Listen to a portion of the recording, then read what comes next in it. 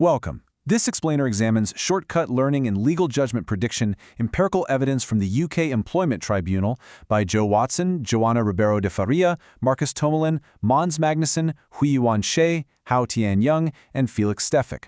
The purpose of this explainer is academic research and educational study. All right, let's get into it. Here is the roadmap for our chalkboard explainer today. We're going to cover 1. The research question, 2. Key concepts and context, 3. Methodology and framework, 4. Findings and analysis, 5. The final argument, and finally 6. Conclusion and takeaways. Starting off with Part 1, the research question, the promise versus the reality of legal forecasting. Okay, let's map this out on the board. The fundamental problem in legal judgment prediction, or LJP, is that most models are trained on post-hoc texts, meaning documents written after a judge has already made their decision. So that leads us to a pretty massive question. Are these AI models genuinely forecasting outcomes based on the initial facts? Or are they just exploiting retrospective shortcuts hiding in the judge's final write-up? To figure this out, the authors proposed a really rigorous empirical investigation using some incredibly detailed data from the UK Employment Tribunal. Moving on to Part 2, Key Concepts and Context, Defining Shortcut Learning. Before we dive into the data, we really need to nail down the technical phenomenon at the heart of this. It's called shortcut learning, or sometimes the clever Hans effect.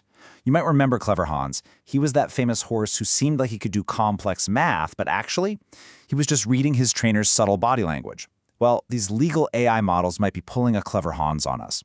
When a model gets a really high-performance score, it might just be exploiting statistical correlations or unintended cues that literally have nothing to do with genuine legal reasoning. Basically, they might just be reading the outcome buried in the retrospective language, rather than predicting it from the raw fact. If we draw a line on the board between existing theories and this new contribution, you'll see a massive shift in perspective. Up until now, previous knowledge celebrated the fact that models could predict legal outcomes super well based on these post-hoc summaries, hitting massive benchmark scores. But this new contribution? It shifts the focus away from just chasing high scores. Instead, the authors are rigorously questioning the chronological integrity of the data itself. They're diagnosing this shortcut learning by actively measuring how much these models rely on outcome-revealing linguistic cues, down to a highly granular claim-by-claim level. All right, Part 3, Methodology and Framework, the UKIT Dataset Interventions. So how did they actually test this? They built a highly granular analytical framework. They didn't just look at broad case outcomes. They dug into over 33,000 individual claims across more than 13,000 cases from the UK Employment Tribunal. And they systematically categorized these outcomes into a win, a loss, or an other procedural outcome. Having this massive claim-level dataset gives us a solid empirical foundation to truly audit how these predictive models are functioning under the hood. To isolate the shortcut learning, they designed 3 really clever controlled ablation experiments. First up, the leakage-only test, which just checks if outcome-revealing cues alone are sufficient for a model to guess the result. Second, a test set ablation, to see if models actively rely on these cues at inference time. And third, a training set ablation. This one tests for recoverability, essentially asking, hey, if we completely mask these cheating cues during training, can the model still find a true, valid predictive signal? Moving to Part 4, Findings and Analysis, Exposing the Leakage Gap. Okay, look at the visible gap plotted out here. You can clearly see that models actively exploit outcome-revealing language. Notice the triangles? Those represent the leaky claims where outcome cues accidentally slipped into the text.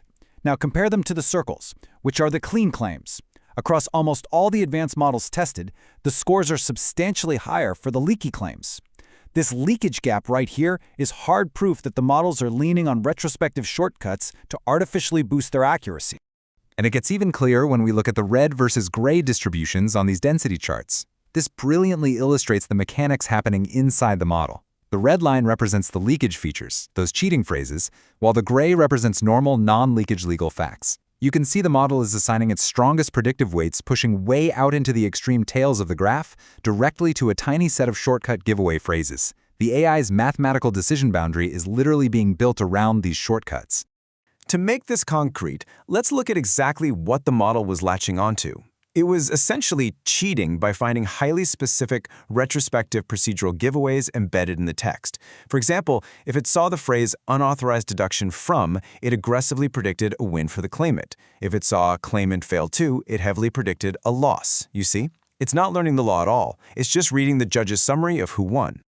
So what happened in those intervention experiments we talked about? Well, the leakage-only model maintained high performance, proving those shortcuts are entirely sufficient for the model to look smart. The test set ablation saw performance drop, which proves the model actively relies on them. But the absolute breakthrough finding is the training set ablation. When the authors completely masked out those cheating shortcuts during training, forcing the model to learn without them, the model successfully pivoted to alternative, valid legal signals. It actually recovered its high performance, hitting a 61.62 F1 score.